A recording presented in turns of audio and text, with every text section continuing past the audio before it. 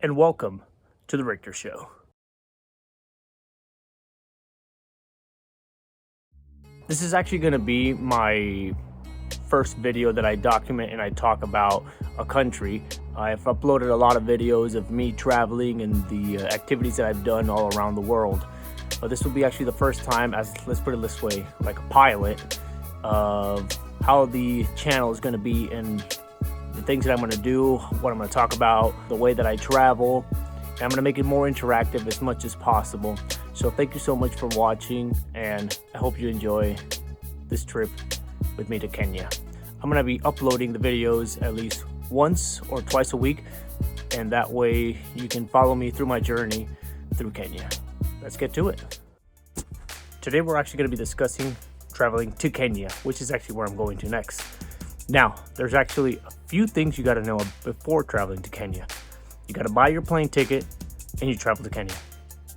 Wrong. There's actually a couple of things you actually need to do. So, for starters, before you go to Kenya, you have to verify the visa requirements. So for me, for example, I actually had to get a visa to go to Kenya. So these things take time to do them. So after you get your visa, you got to make sure you have to take the famous COVID test. It has to be a PCR test. I made another video about that, at least my process and my journey through the PCR test. And after you get your PCR test to go to Kenya, it has to be at least 72 hours prior your flight. You have to rush between your PCR test and the flight so you can go to a government website so you can upload your PCR test so you can generate a QR code online. Besides that, you also have to go online to another government website where you actually have to fill out a form, which is like a health form, pretty much saying that you're healthy and that you don't have COVID. I'm making everything sound very easy, very simple, because I'm just giving you the basics of how it is to travel there, but these are things you got to be aware of. Even when traveling domestic within Kenya, you actually have to generate a QR code that is like this health format that you got to do online in order for you to travel between cities.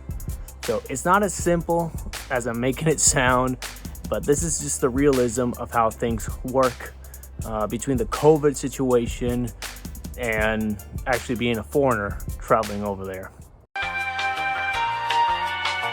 Just got to the airport and we have to wear these amazing masks. They're so comfortable, they're so convenient, they're great for breathing, great for talking and communicating. And I'm gonna have to wear this for about maybe 24 hours while I take 3 different planes. I'm gonna be at 3 different airports. And here we are, ready to go to Kenya. Paka.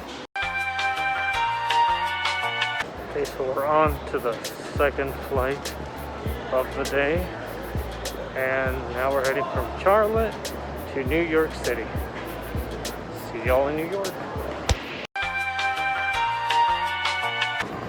Here we are, New York, airport number 3. We're ready to take the 3rd flight here in New York.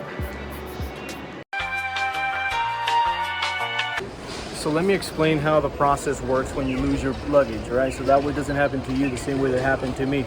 If you lose your luggage, you're gonna have to go to an office over there across the street.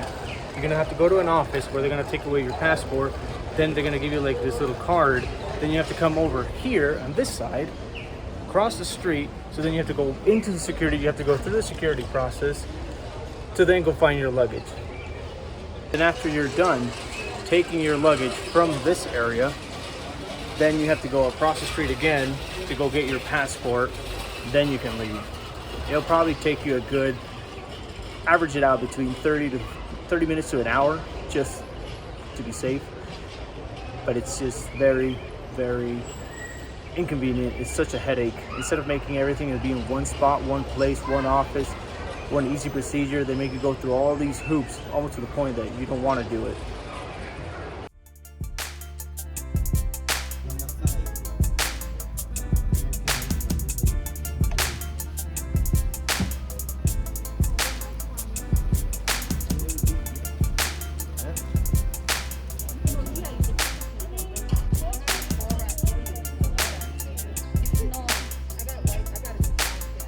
So here's an activity that you can actually do while you're in Kenya, and that is you can actually hand feed giraffes.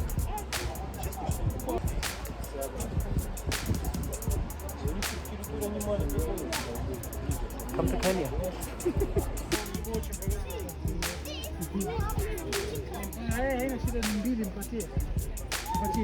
So we're gonna eat at a restaurant called Carnivore.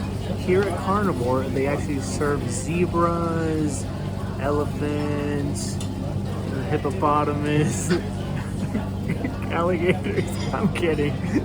Actually, here in Kenya, it's illegal for poaching and it's illegal for hunting. But I'll actually do a little bit of showing you.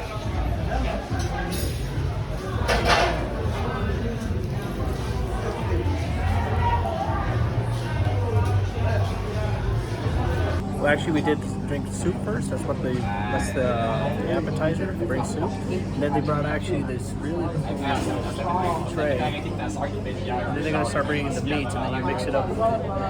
They're bringing in the meats, and then if you don't want them to bring any more, you have to grab this and put it down. And if not, they just keep bringing you the meat. And welcome to the Richter Show. And to start off, well, we're starting off a safari right now, and guess what? We start off with a present. We got these really cool canteens. Put water wherever you want in it.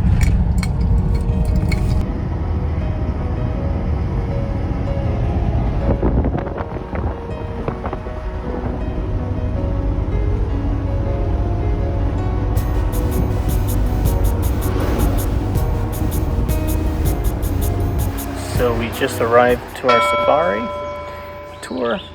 We just got dropped off, and this is the welcome that we get here in Kenya. They give us a drink, so this is good hospitality. And who said you couldn't have fun in Africa? Who said you couldn't come to Kenya and enjoy everything? The nature, the wildlife, and then you have these nice little cabins here on this side. This is an hotel. This is amazing. And let's give you a tour of where we are in Kenya. Look at this. Just amazing. Truly amazing. Nice, comfortable place. You got 2 beds. And you look like a queen and a single. You got the bathroom here. Sink, you got your own shower, you got your private bathroom as well. Just really awesome place to be in. Come to Kenya, come to a safari, just come visit this place. I mean, you'll see from the outside it's actually a tent and a bit of a hut as well. There you go.